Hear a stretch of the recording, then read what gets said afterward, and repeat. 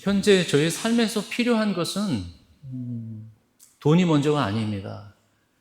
큰 인맥도 현재 필요한 것이 아니죠. 또 우리가 정부로부터 받는 그 돈이 더 필요한 것이 아니에요. 나중에 연금을 더 많이 넣는 것, 약간의 도움은 있어도 현재 우리에게 필요한 것은 아닙니다. 현재 여러분 삶 속에서 나는 왜 이렇게 힘이 없지? 나는 이렇게 낙심되는 것이 많이 있지? 다른 것이 부족한 것이 아니라 하나님을 믿는 믿음, 그리고 하나님께서 믿을 때 우리에게 주신 성령의 능력을 경험하지 못했기 때문입니다. 우리에게 현재 필요한 것은 다른 어떤 것이 아니라 성령의 능력이고, 예수 그리스도가 죽은 자 가운데에서 다시 살리신 하나님의, 죽은 자를 살리신 하나님의 능력, 성령을 우리에게 주셨는데 그 성령을 통해 주신 그 능력으로 살아가는 힘이 우리에게는 필요합니다. 우리는 세상에 많은 것들을 부족하다고 생각합니다. 돈이 부족하기 때문에 우리에게 기쁨이 없다고 생각합니다. 인맥이 없기 때문에, 내가 아는 사람들이 별로 없기 때문에 그곳에서 우리의 그 힘을 받으려고 합니다. 그곳에선 진정으로 우리에게 믿음을, 또 우리에게는 확신을 얻을 수가 없습니다. 우리에게 필요한 것은 하나님께서 우리에게 대한 주시는 그 성령의 능력입니다. 많은 목사님들과 같이 이야기 나누면서 그런 얘기를 많이 해요. 요즘 교회들이 젊은 사람들이 없다고, 연세 드신 분들만 있다고 이야기합니다. 사실 가만히 생각해 보면 교회는 젊은이와 연세 드신 분들이 많은 것, 어느 부분이 많이 차지하냐가 생명이 있는 교회가 아니라 성령이 있는 교회가 있고 성령이 없는 교회가 있다는 그것으로 구분해야 합니다. 요엘서에 예언한 대로 베드로가 성령 충만한 건데 설교하면서 교회가 탄생했는데 이렇게 설교합니다. 요엘에 우리들에게 예언한 것처럼 젊은이들에게는 환상을 볼 것이고 늙은이들에게는 꿈을 줄 것이다. 똑같이 말씀하셨습니다. 그건 젊은 사람들이 그냥 연세가 젊기 때문에 활기 있는 교회가 아니라 그 안에 성령이 있고 성령이 없고의 차이입니다. 연세 드신 분들만 수두룩하게 있다고 해서 그 교회가 죽은 교회가 아닙니다. 그 안에서 꿈을 꾸고 그 안에서 환상을 바라보고 성령을 의지하는 교회가 능력 있는 교회입니다. 그런데 우리는 무엇을 찾고 있습니까? 프로그램? 또 우리가 나를 세워줄 그 직분? 또 교회가 반반한 그런 운영 시스템? 번듯한 그 건물? 성령의 능력이 없는 휘황찬란한 건물보다는 성령을 충만하는 광야에서 예배드리는 그곳이 하나님께서 믿는 자들에게 주시는 놀라운 능력이라는 것입니다. 아시아권에서 목회하는 선교사 하셨던 목사님이 이런 고백을 한 적을 들은 적이 있습니다. 선교 사역을 하시면서 건물도 구입했고 자재들, 컴퓨터, 사무실, 그 의자, 테이블 다 완비했어요. 그래서 교회가 부흥하는 줄 알았어요. 그런데 그곳에서 사역했던 곳에서 경찰들이 예배를 드린 장소에서 다 가져갔대요. 쫓겨났어요. 그분이 마음이 어떻겠어요? 그런데 한 가지 끝에는 게 있대요. 다른 걸 다 가져버리니까 한 가지만 남는데요. 바로 예수 그리스도와 성령만 그 성도들에게 남는다는 거예요. 비본질적인 것을 다 버렸더니 본질이 보이기 시작하는데 그것이 믿는 자들에게 주신 하나님의 성령이라는 것입니다. 그런데 우리는 무엇을 찾고 있습니까? 저를 비롯해서 목회하는 목사님들이 거의 무엇을 찾고 있습니까? 성령의 민감함 없이, 성령의 능력 없이 기웃기웃거리면서 세상의 풍요를 좀 누리지 않습니까? 사랑하는 새롬교회 성도 여러분, 여러분의 문제가 지금 막힌 것이 문제가 아니에요. 여러분의 자녀의 문제가 지금 막힌 것이 여러분이 지금 비본질적인 문제가 아니에요. 여러분이 아직 성령의 능력을 경험하지 못했습니다. 그것에 안타까워하셔야 돼요. 내 문제가 왜 이렇게 해결이 안 되지? 이거를 계속 붙들고 있단 말이에요. 그것이 첫 번째 문제가 아니에요. 성령의 내 충만한 주님, 내가 주님을 믿습니다 라는 고백과 함께 성령이 내 안에 들어오셔서 그 성령이 나를 움직여 주시는 거예요. 나를 움직여 주시고 담대함을 주시고 갈 길을 열어주시고 또한 큰 힘을 주시는 거예요. 성령께서. 근데 이거를 뚫지 못하고 세상에 계속적으로 기웃거리면서 내 삶을 그냥 힘없이 살아간단 말이에요. 여러분 박제 아시죠? 동물 만들어 놓고 박제 그 스킨만 껍데기만 이렇게 하고 안에는 다 오래가도록 그 미이라처럼 오래가고 껍질만 남두는 그 박제 동물들 있잖아요. 정말 살아있는 것 같아요. 근데 그 안에는 죽어 있단 말이에요. 화려하고 좋은 것도 많이 채워졌지만 그 안에는 생명이 없어요. 성령이 그 안에 없는 것뿐만 아니라 성령을 의지하지도 않아요. 예수님께서 떠나신 다음에 교회에 성령이 임했어요. 교회가 탄생이 성령이 오셔서 탄생 시작했어요. 그래서 많은 사람들이 교회로 몰려오기 시작했어요. 교회가 건물이 아니라 성령 받은 사람들이 함께 모여있는 공동체예요. 그 안에 성령이 역사하기 시작했어요. 말씀드린 대로 선지자들 아니 사도들만 그들에게 성령을 내린 것이 아니라 남자나 여자나 종이나 주인이나 직분에 상관없이 똑같이 성령이 내리시는 거예요. 그랬더니 오늘 본문에 나와 있는 8장에 있는 빌립, 첫 순교자로 있었던 스데반, 다 집사님들이에요. 다 제자들이 먼저 아니에요. 집사님들이 교회의 봉사 역할을 담당하기 위해서 선출하고 뽑았는데요. 하나님께서 성령 또 안수를 해주셔서 안수 집사가 되었는데요. 그들이 지혜가 있고 성령이 충만하니까 제자들이 해야 될 일들을 그들이 선포하기 시작한 거예요. 그들에게 어려움을 당하고 핍박을 당하니까 8장 1절에 사울이 그때부터 등장하는데요. 8장 1절에 이렇게 나와요. 많은 핍박과 고난이 있으니까 다 흩어졌더라. 사도들만 예루살렘에 남아있고 나머지 집사님들 다른 분들은 다 핍박을 피하기 위해서 유대 사마리아로 이렇게 흩어져 갔어요. 흩어졌다라고 표현이 돼요. 흩어졌다라는 건 디아스페라라는 단어로 씨를 뿌리게 됐다는 거예요. 흩어졌다는 건 씨를 뿌릴 때. 이게 디아스포라라는 말을 들어보셨는데요. 다 흩어져 있는 거예요. 씨를 뿌리기 위해서. 처음에 교회 시작은 성령으로 임재하셔서 모든 사람을 하나님께서는 성령을 충만케 하셔서 그들에게 가장 인생에 중요한 것이 무엇이냐, 인생의 가장 값진 것은 무엇이냐, 성령의 충만한 가운데 하나님의 일을 행하는 것이에요. 시편 34편 8절에 너희는 여호와의 선하심을 맛보아 알지어다.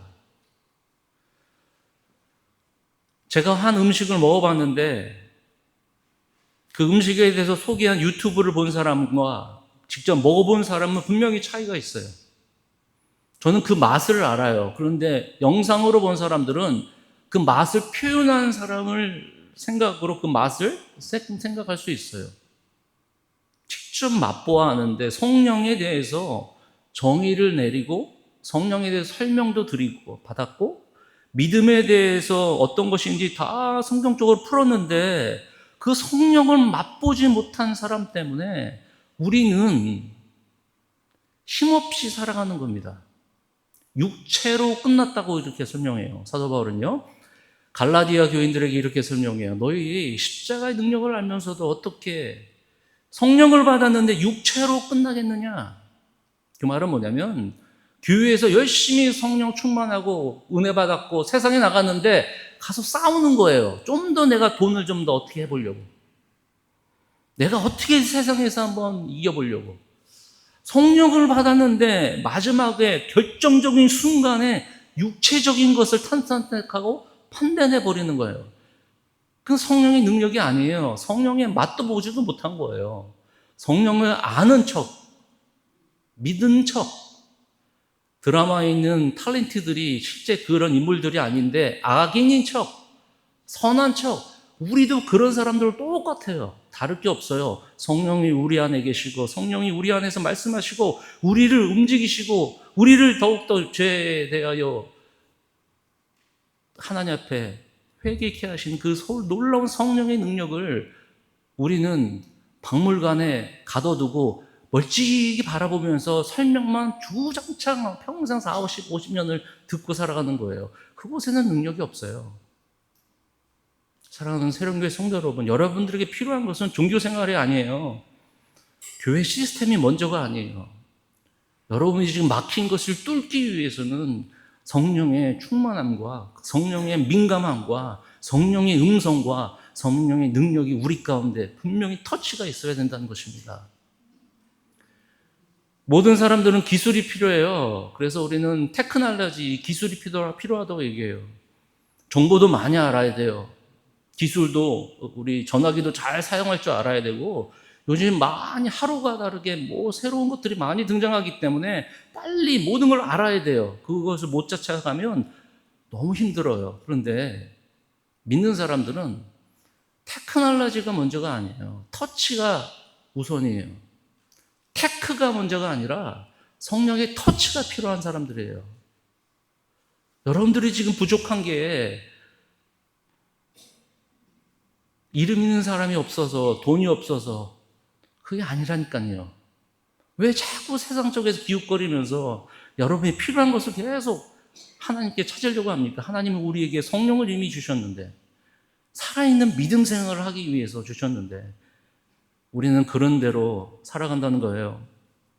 다시 빌립으로 돌아가서 빌립 필사가 26절에 다 사마리아로 흩어졌어요. 왜냐하면 성령이 너에게 임하시면 예루살렘과 유대와 사마리아와 땅끝까지 내 증인이 되리라. 성령을 다 흩었어요. 디아스포라 가서 씨를 뿌려라. 그거에 응답한 사람들이 성령이 충만한 사람들이에요.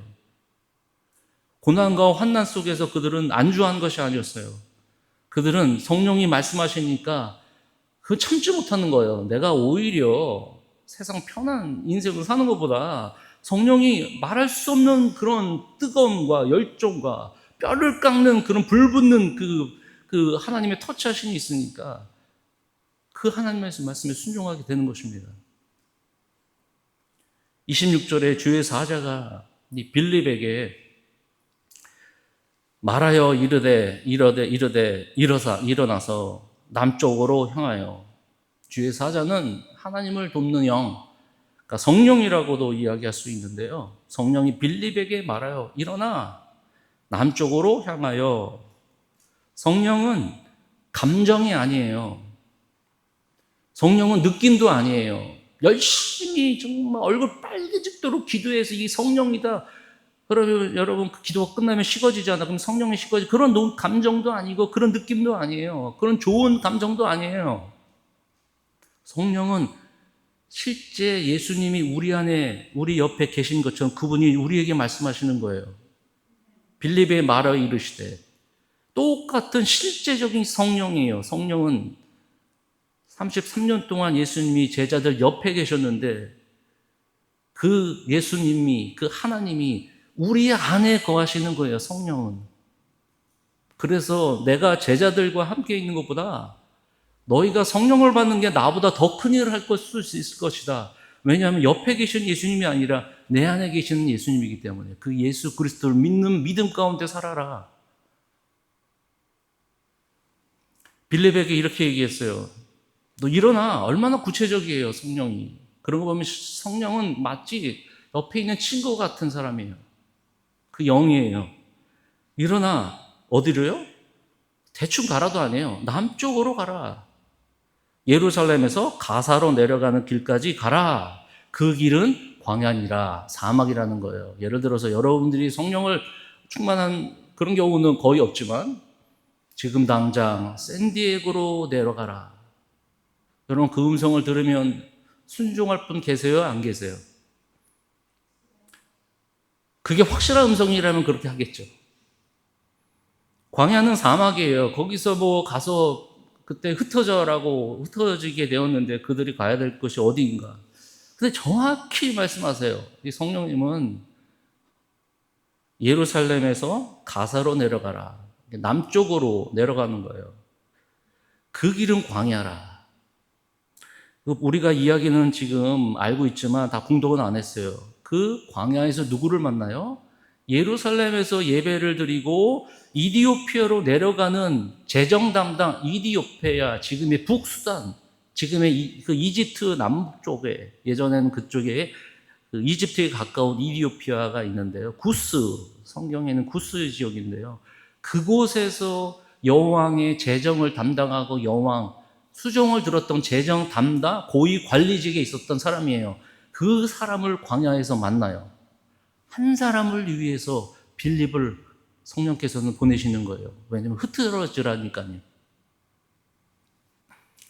우리가 알다시피 광야에서 이 이디오피아 고위 관직 내시가 성경 말씀을 읽고 있는 거예요. 이사야 말씀을 읽는데 그 이사야 말씀이 바로 누구를 향한 것이냐, 바로 예수님에 대한 이야기예요. 그래서 성령이 이야기하죠. 너 마차로 더 가까이 가라. 멀리서 이렇게 빌립이 봤을 거야. 그런데 성령이 너 마차에 더 가까이 가, 가까이 가. 가서 말을 걸고 성경을 풀어주고, 그러면 우리가 이 자리에서 침례를 받자. 뭘 머뭇거리느냐. 침례를 주고 갈 길을 갔던 거예요.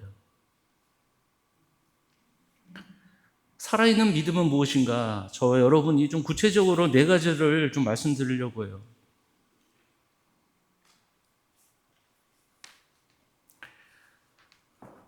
성령의 틀에 박힌 종교 생활을 지나고 가지 않는 길을 두려워하지 않는 거예요.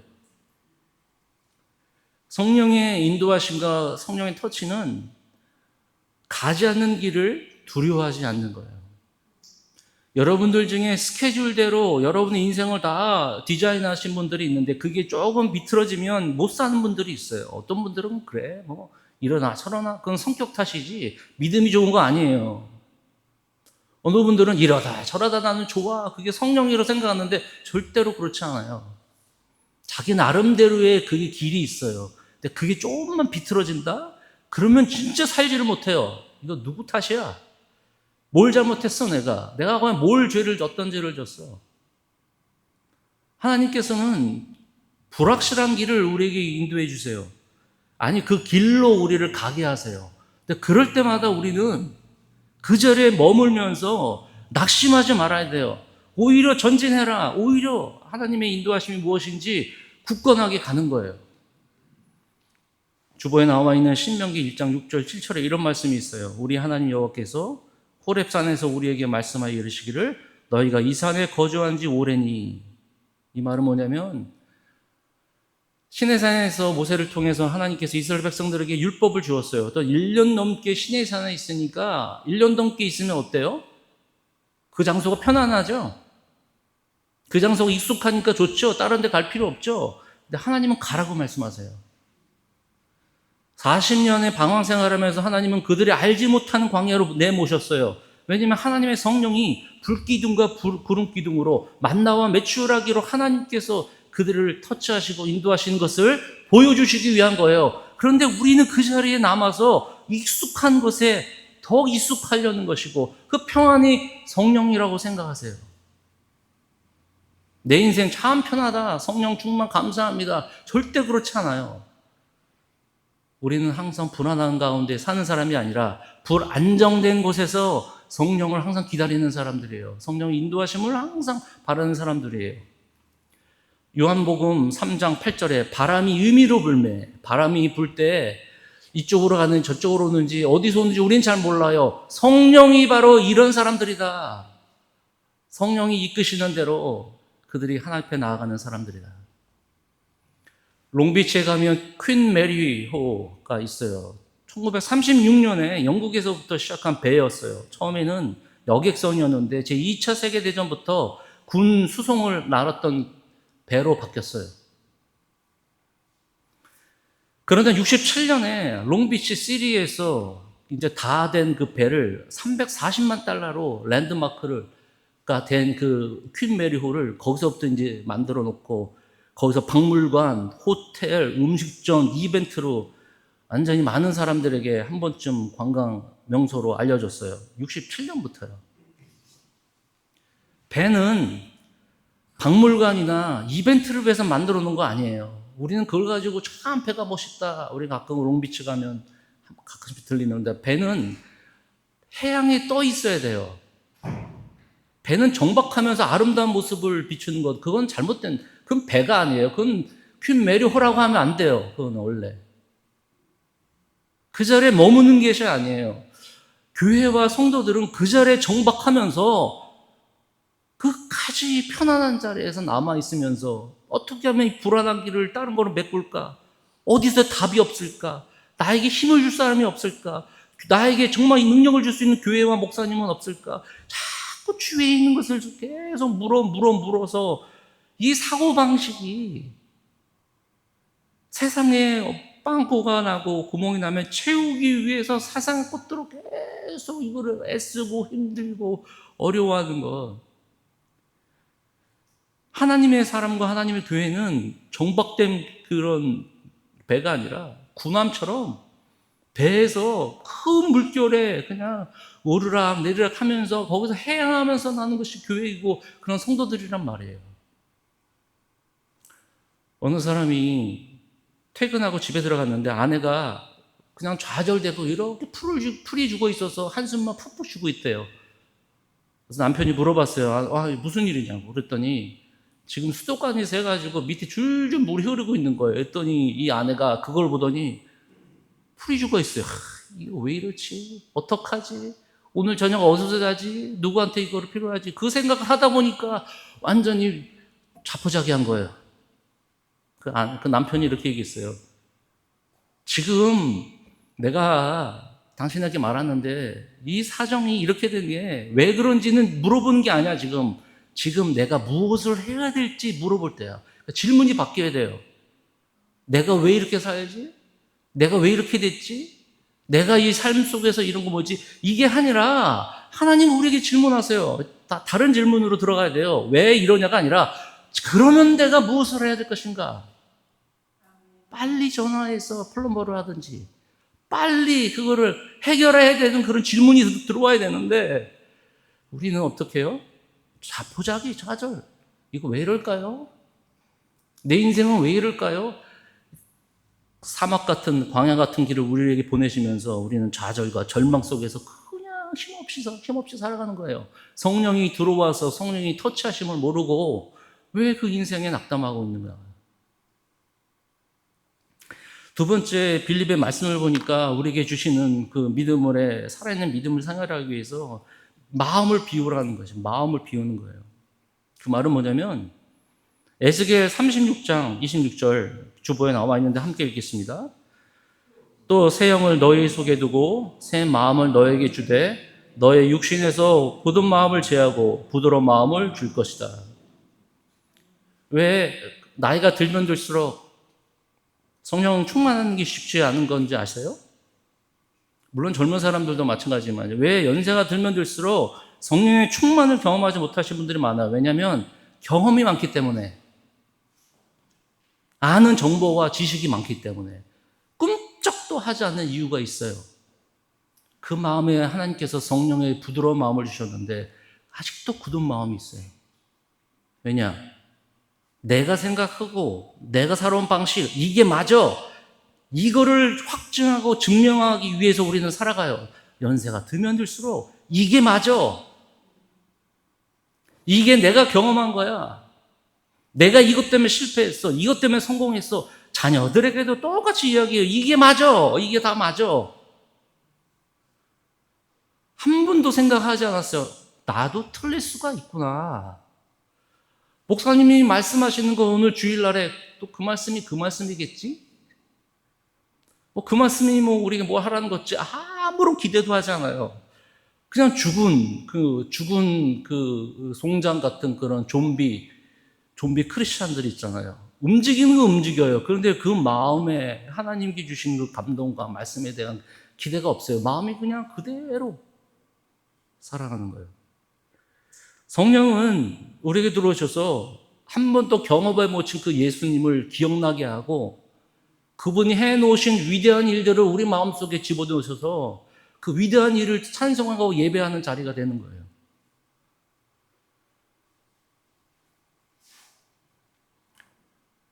사랑하는 새로운 성도 여러분, 사도 바울은 나름대로 계획이 있었어요. 하나님 일조차도.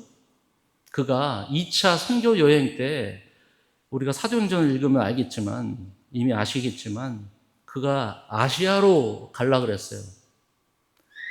저쪽 마게도니아인이 환상 속에서 성령이 말씀하셨어요. 나를 도우라, 우리를 도우라. 그의 계획을 틀었어요.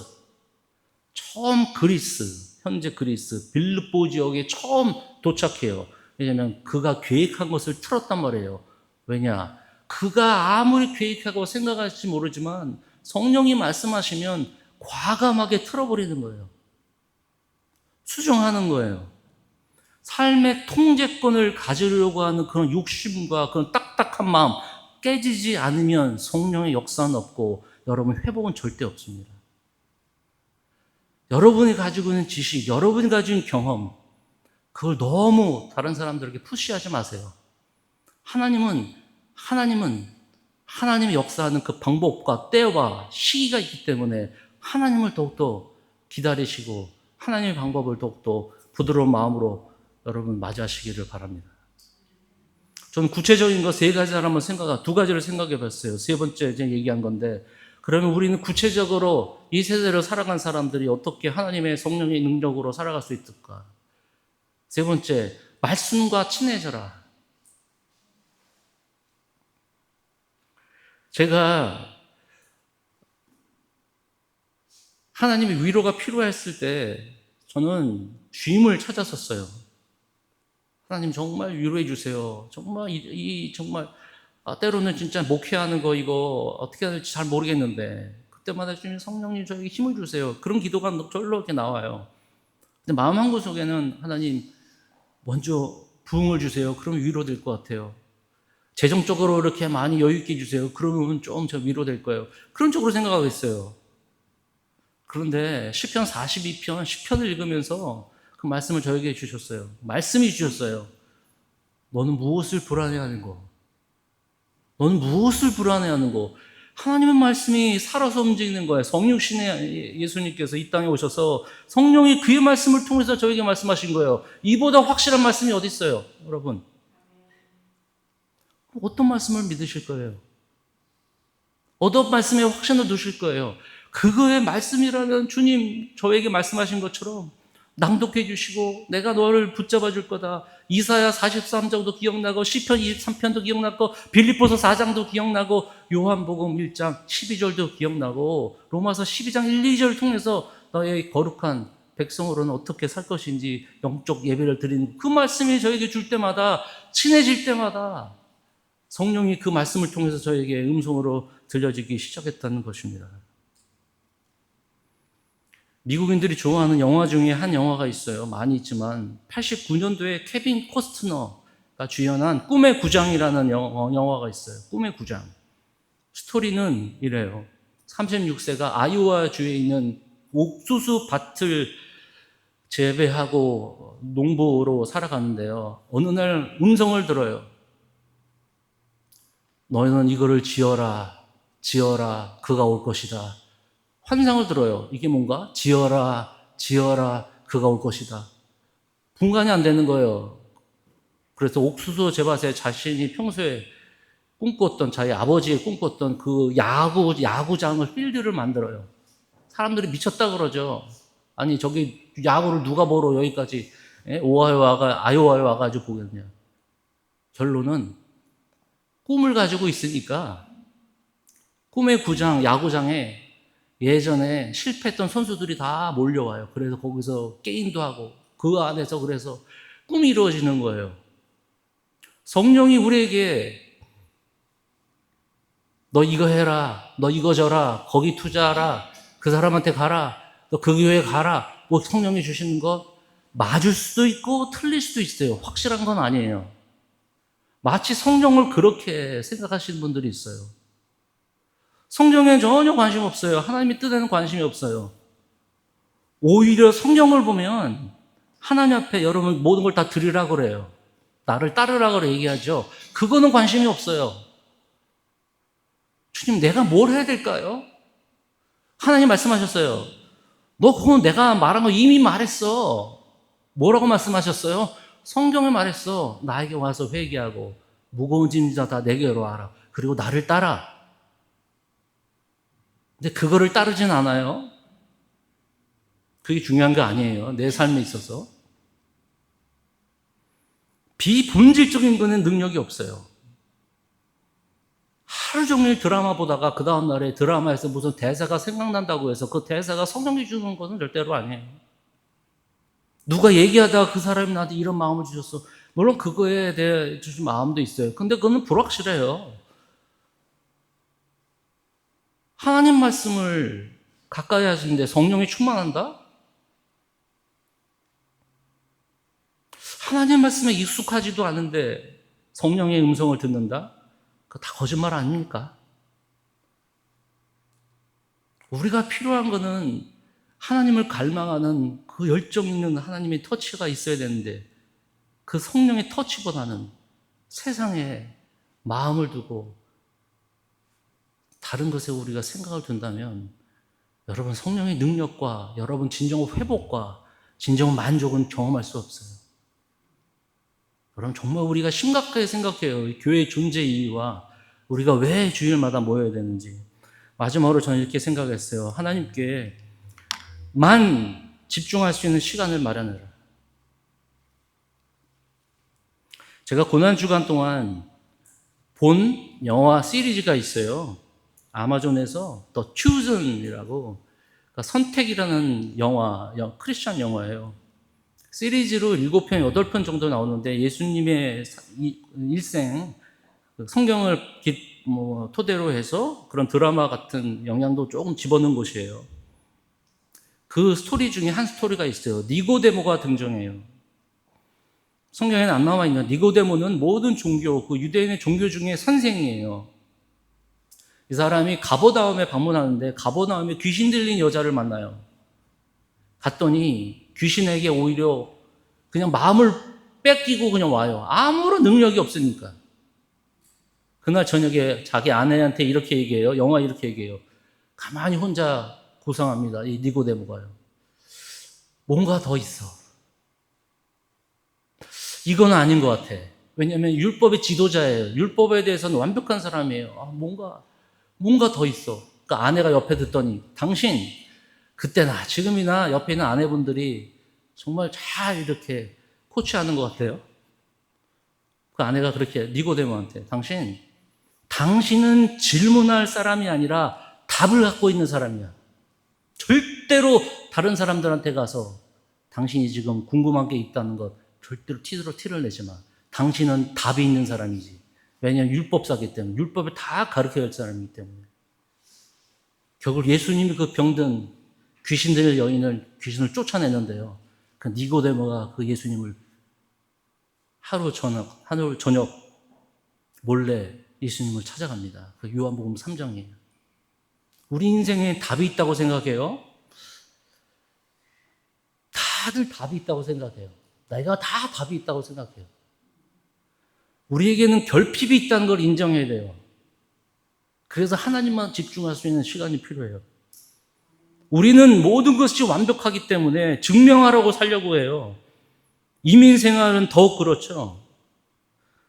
우리가 다 가면을 쓰고 낮은 자세로 살지 못하고 우리는 세상에 하나님께서 필요한 것이 아니라 내가 필요한 것에 성령의 능력을 잘못 과욕하거나 잘못 유즈하기 때문에, 이용하기 때문에 우리는 모양은 경건의 모습은 있지만 경건의 능력이 없는 자로 살아갈 수 있다는 것입니다. 사랑하는 새로운교회 성도 여러분, 우리는 하나님을 위해 먼저 위대한 일을 하는 것이 먼저가 아니라 그분이 우리를 위해 위대한 하셨던 일들을 생각하고 고민하고 또 그 안에서 만족을 누리고 그분 안에서 우리는 진정한 은혜를 얻어야 합니다. 먼저 그분을 위해서 위대한 일을 하지 마십시오. 먼저 아들 예수 그리스도를 통해서 우리에게 완전한 하나님의 나라와 그의 자녀됨과 성령의 충만함과 그 위대한 이신 일들을 기억하시기를 바랍니다. 그 하나님께 집중할 수 있는 시간, 조용히, 잠잠히, 바쁜 스케줄을 다 제쳐두고 여러분 하지 않아도 될 일들이 너무 많은데 하루에도요. 조용히 그분의 임재 가운데 하루에 5분 출근하시기 전 조금 15분 전 오후 저녁에는 힘듭니다. 아침 일어나셔서 5분 조용히 하나님께 묵묵히 나아가십시오. 주님, 저는 주님이 필요합니다. 우리 인생에 당신이 필요합니다. 저를 만져주시고 치유하시고 축복하시고 하나님 은혜로 살게 도와주옵소서. 틀에 박힌 종교생활이 아니라 틀을 깨고 난 성령의 능력으로 다시 태어나는 교회와 저 여러분들이 되시기를, 우리 모두가 되기를 주님의 이름으로 간절히 부탁을 드립니다. 우리 기도하겠습니다. 하나님, 정말로 감사합니다.